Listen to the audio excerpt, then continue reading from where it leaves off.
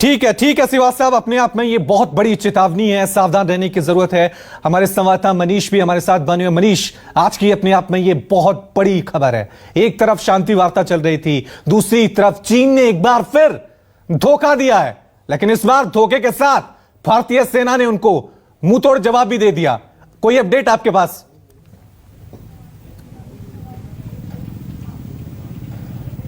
बिल्कुल, आपको बता दें रवि की सूत्रों के हवाले से हमें जानकारी मिल रही है कि सिक्किम में जो यथास्थिति है उसको चीन ने बदलने की कोशिश की है, लेकिन भारतीय सेना ने मुंहतोड़ जवाब दिया। देखिए, चीन लगातार, आपको याद होगा कि पिछले साल अप्रैल से पूर्वी लद्दाख में जब से फिंगर जो एरिया है वहां पे उल्लंघन करते हुए वो फिंगर 4 तक चला आया, भारतीय सेना जो है फिंगर 8 तक वहां पे पेट्रोलिंग किया करती थी, लेकिन चीन फिंगर 4 तक पहुंचने में कामयाब रहा। उसके बाद गलवान घाटी की घटना हुई जहां पे हमारे 20 जवान शहीद हुए। वही भारतीय सेना ने चीन को जबरदस्त नुकसान पहुंचाया, चीन के सैनिकों को कई चीन सैनिक को मार गिराया। तो जाहिर तौर पर तब से तनाव लगातार बढ़ा हुआ है। लेकिन आप देखिए, सबसे हैरानी की बात यह है कि चीन जो है उसके साथ कल बातचीत हो रही थी। ये बातचीत हो रही थी, चीन एक तरफ जो है वो बातचीत कर रहा, कमांडर लेवल की बातचीत चुशूल में हो रही थी। हाँ। और उसके बाद जो है सिक्किम में इस तरह की घटना आ रही है। तो ये साफ तौर पर आपको बताता है कि किस तरीके से चीन भारत को घेरने की कोशिश कर रहा है अलग अलग मोर्चों पे।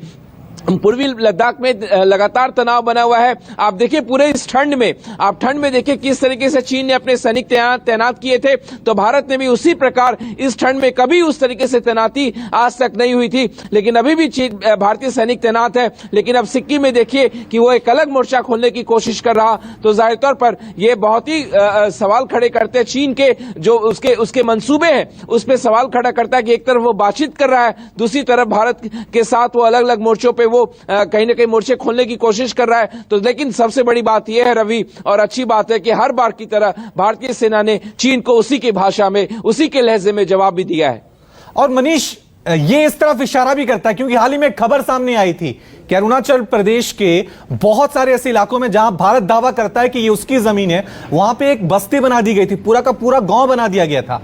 क्या इसी तरह की साजिश सिक्किम में भी करने की कोशिश की गई थी, जो अब नाकाम हो गई है?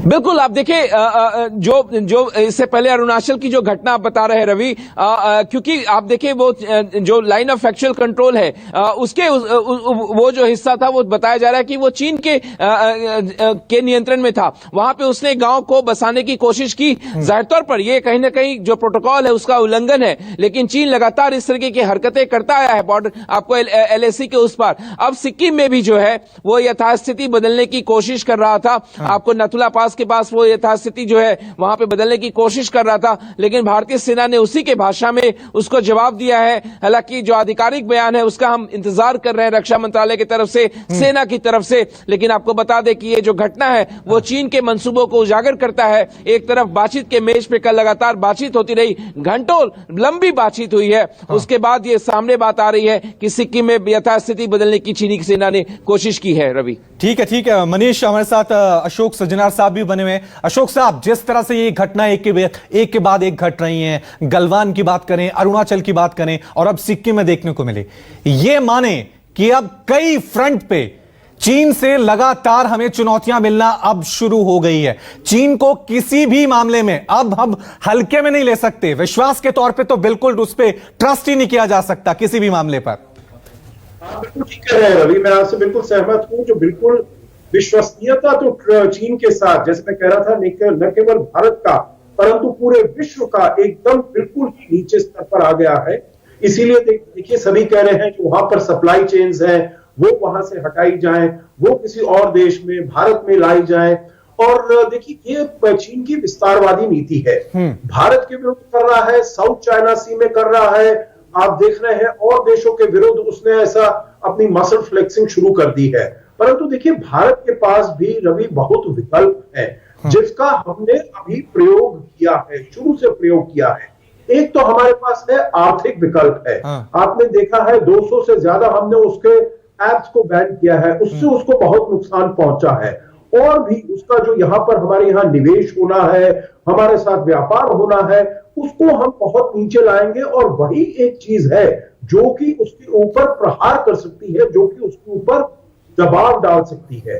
और दूसरी बात है, हमारे जो और मित्र हैं, जैसे अब हमने इंडो पैसिफिक में क्वाड को हमने इस्टेब्लिश किया है, और उन देशों के साथ मिलकर, और अब जो बाइडेन की एडमिनिस्ट्रेशन आई है, खुशी की बात यह है, उन्होंने भी कहा है जो चाहे और पॉलिसीज, नीतियां ट्रंप साहब की वो हटाएं, परंतु ये जो इंडो पैसिफिक और क्वाड पॉलिसी जो है, इस इनिशिएटिव को आगे लेकर जाएंगे, और उसका एक ही वो है अर्थ है, जो चीन के ऊपर हम मिलकर दबाव बनाए रखेंगे। तो इसीलिए हमको बहुत सारे ऐसे विकल्प लेने हैं, केवल ये नहीं जो हम लद्दाख में और अरुणाचल में और सिक्किम में उनके विरुद्ध अपनी तैयारी करके खड़े रहे, परंतु मैरीटाइम डोमेन में हमें आना होगा और चीन को वहां पर चुनौती देनी होगी। टेक्नोलॉजी के क्षेत्र में जैसे 5G का है, और आर्टिफिशियल इंटेलिजेंस है, डेटा रोबोटिक्स है, सब जगह जहां पर चीन अपना हावी होना चाह रहा है, सब जगह हमें उसको चुनौती देनी होगी और उसको पुश बैक करना होगा। बिल्कुल बिल्कुल, ये साफ तौर से है कि अब चीन को किसी भी मामले में हल्के में नहीं लिया जा सकता। अब ये तो साफ हो गया है कि हर बार चीन से भारत को धोखा ही मिला है। हमारे साथ रक्षा विशेषज्ञ के सिन्हा भी जुड़ गए हैं। के सिन्हा साहब, आज जो ये घटना आई, कल गणतंत्र दिवस है, उससे पहले चीन ने एक बार फिर भारत में अशांति फैलाने की कोशिश की है, लेकिन जवाब बहुत करारा दिया गया भारतीय सेना की तरफ से। देखिए रवि, जो ये घटना आप नाकुला की बात कर रहे हैं, नॉर्थ सिक्किम में जो ये घटनाएं हुई हैं, और ये 3 दिन पहले हुई हैं, और चाइना की जो, यदि वो ये 26 जनवरी के हमारे इससे कहीं लिप्त है, उससे शामिल है, तो उसकी ये एक करारा जवाब है। आपको नाकुला के बारे में मैं बताना चाहूंगा। नाकुला दर्रा जो है नॉर्थ सिक्किम में, ऐसा डोमिनेटिंग पोजीशन हमारे पास में है। इसके अलावा वहां पर और भी सेंसिटिव एंड डिस्प्यूटेड एरियाज हैं। उस सेंसिटिव एंड डिस्प्यूटेड एरियाज में, जिसको हम फ्रेम कहते हैं, वो हमने पत्थर जमा करके बुर्ज बनाई हुई है, और उसके ठीक पीछे हमारी वेरी प्रोमिनेंट और वेरी डोमिनेटिंग डिफेंसिव पोजीशंस हैं। तो ये चाइना के लिए, ये तो इस इलाके में कुछ भी करना, और हम यदि मान लेते हैं, और हमें अभी पूरा ये मिला है छूट कि आप फायर का भी इस्तेमाल कर सकते हैं यदि चाइना कुछ करता है।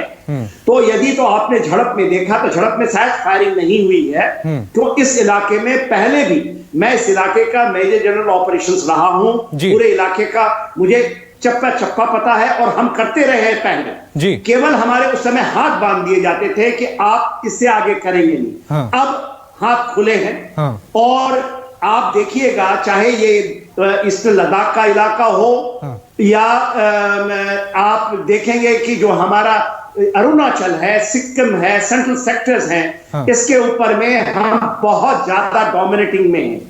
और चाइना को जो अपनी पॉलिसी, जो उसने डिफेंस लॉ को अमेंड किया है इसी साल 2021 में, और वो चाहता है कि हम बहुत ज्यादा एग्रेसिव हों, तो उसका एग्रेसिव का जवाब इससे ज्यादा भी एग्रेसिव से मिलेगा। और ये बात हमारे चीफ, एयर चीफ, रक्षा मंत्री, और 2 दिन पहले हमारे प्रधानमंत्री ने जब कहा था कि LOC से LAC तक हमारी पूरी विश्व देख रहा है हमारे बदले हुए रूप, तो इस बदले हुए रूप में के सिन्हा साहब, क्योंकि आप वहां पे पोस्टेड रहे हैं, आपने वहां पे बहुत वक्त बिताया, तो आपसे जानना बहुत जरूरी है कि क्या उस इलाके में, खासकर सिक्किम का जो नाकुला है, इस तरह की झड़पें आम होती थी, मतलब 2-3 महीनों में देखने को मिलती थी? क्योंकि ये जो खबर सामने आई है, 20 सैनिक घायल हुए हैं, ये इस तरह की घटना अपने आप में बहुत बड़ी है। बहुत बड़ी। देखिए रवि जी, पहले जब ये होती थी तो हम उसको ब्लॉक करते थे, हम उसको कंधे से कंधे, आपने देखा होगा, उसका विजुअल्स देखा होगा, क्योंकि हमारे को फायर करने का या कोई ऑफेंसिव एक्शंस का हुक्म नहीं होता था जी। मगर अब पूरी परिस्थितियां बदल चुकी हैं, और चाइना को समझना पड़ेगा कि उसने जरा भी कुछ ऐसा किया तो, क्योंकि वो स्थिति में नहीं है, चाहे वो ग्राउंड पोजीशंस हैं या हमारे ट्रुप्स की अपना जज्बा और वो उसकी ट्रेनिंग, वो कहीं भी नहीं टिकता इन चीजों में। और वो चीजें आपको दिखाई दे रही हैं, जिस तरह से आपने इंफॉर्मेशन दिया है कि 20 जवान घायल हुए हैं नाकुला में। नाकुला में हम बहुत डोमिनेटिंग पोजीशन में, वो चाइना पीछे अपने गैरिजन से आता है, और उसको हम पहले ही देख लेते हैं। तो हमें इसकी कोई चिंता नहीं करनी चाहिए। आपके माध्यम से मैं पूरे देश को और जो सुन रहे हैं उनको बताना चाहता हूं कि हमारी रिजॉल्व, हमारी डिटर्मिनेशन, दृढ़ शक्ति बहुत सख्त है। ठीक है क्योंकि सिन्हा साहब इस वक्त थोड़ी अपडेट मैं ले लेता हूं। हमारे संवाददाता मनीष हमारे साथ बने हुए। मनीष, एक बार फिर थोड़ा दर्शकों को बताएं कि पूरी घटना कैसे हुई। खबर यह भी आ रही है कि लाठी डंडों से वहां अटैक हुआ है, ये झड़प हुई है, फायरिंग नहीं हुई है, गोली नहीं हुई है। थोड़ा सा विस्तार से बताएं दर्शकों को।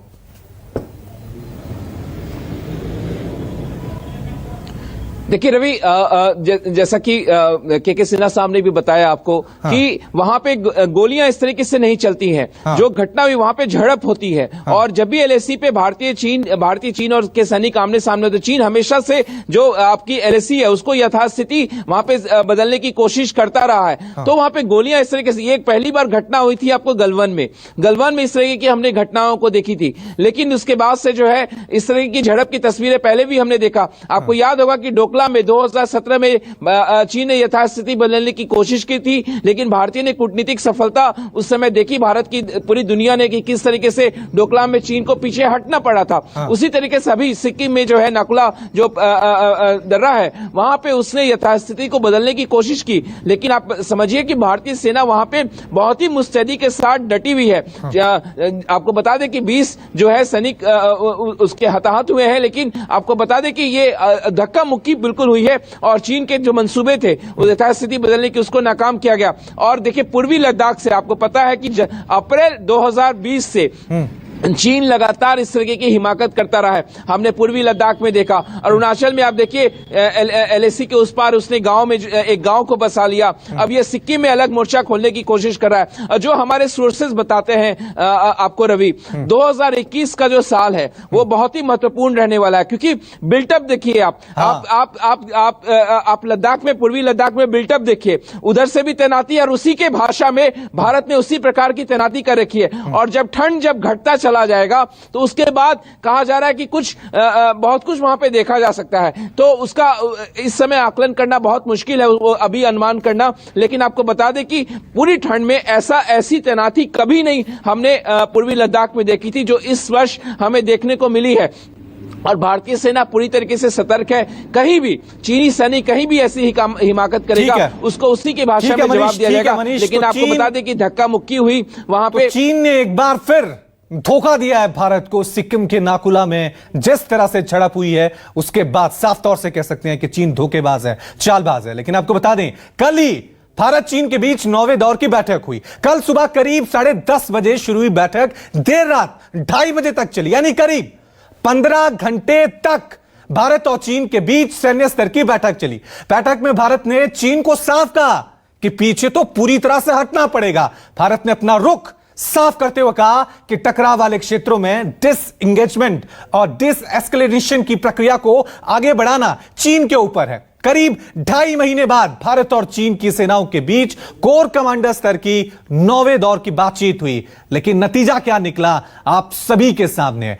एक तरफ बातचीत का सिलसिला लगातार वहां पर चल रहा है और दूसरी तरफ कई फ्रंट पर यहां पर बातचीत चल रही है। मंजू सेठ हमारे साथ काफी देर से बनी हुई है। मंजू सेठ, अब क्योंकि आप पूर्व राजनयिक हैं, बातचीत का सिलसिला हो गया, भारतीय सैनिकों की तरफ से मुंहतोड़ जवाब भी उनको दिया गया, लगातार कूटनीतिक स्तर पे बातचीत भी चल रही है।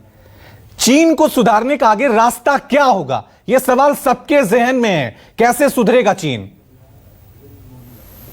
क्योंकि मिलिट्री कॉन्फ्रंटेशन तो लास्ट ऑप्शन होना चाहिए, लेकिन हमको लाइक माइंडेड कंट्रीज के साथ उन पे दबाव डालना पड़ेगा अपना, और अपने जो गठबंधन बनाना पड़ेगा विद अदर कंट्रीज, अपने नेबरहुड को स्ट्रांग अपनी तरफ रखना पड़ेगा। और जो हम थोड़ा बहुत कर रहे हैं with the vaccine diplomacy, and we hope that it will give us good अच्छे रिटर्न्स आएंगे इससे। लेकिन साथ में इकोनॉमिक प्रेशर उन पे जब तक हम नहीं डालेंगे, क्योंकि इस वक्त वो देख रहे हैं कि इकोनॉमी हमारी वीक हो गई है कोविड के बाद, पैंडेमिक के बाद। तो हमको वो परसीव कर रहे हैं कि ये कमजोर हैं। ठीक है, तो अपने आप को हमें स्ट्रांग बनाना होगा, अपनी इकोनॉमी को जल्दी से रिवाइव करना पड़ेगा। और जो हमने पहले एक्शंस ले चुके हैं, एम्बेसडर अशोक ने भी बोला कि हमने वो उनके बैन कर दिए हैं एप्स, और उनके जो कंपनीज को भी, चाइनीज कंपनीज का कांट पार्टिसिपेट हमारे टेंडर्स वगैरह में। तो इस टाइप का इकोनॉमिक प्रेशर ठीक है, हमें जरूर डालना पड़ेगा उनके ऊपर। और प्रेशर लगातार बनाया जा रहा है, प्रेशर लगातार बनाया जा रहा है सज्जनार साहब, प्रेशर लगातार बनाया जा रहा है। ये वजह थी डिजिटल स्ट्राइक भी हुई, लगभग व्यापारिक रिश्ते जो है भारत ने एक तरह से खत्म ही कर दिए हैं कुछ चीजों को लेकर। लेकिन सैनिक अपने स्तर पे डटे हुए हैं सड़क पर, लेकिन सरकार के स्तर पे आपको क्या लग रहा है कि कुछ और क्या कड़े कदम उठाने चाहिए ताकि और मुंहतोड़ जवाब मिले चीन को? सबसे ज्यादा महत्वपूर्ण तो बात यह होगा जो हमको अपने आप को और ज्यादा सशक्त करना पड़ेगा, और वो आर्थिक तरीके से।